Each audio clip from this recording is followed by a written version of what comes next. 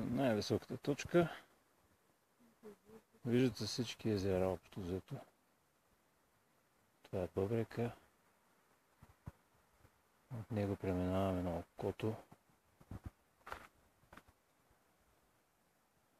Следва изкачване насам. И с върховете и стигаме до последното, което е най-високо. Забравих. Пропуснах да покажа тук долу близнака. Малко не се вижда от тази позиция. Да се приближа. Ама той тук не се вижда. Е, тук ниско долу е близнака. Его харамията отсреща. Но близнаката или иначе не се вижда от тази позиция. Ето и пак долу. Бъбрека.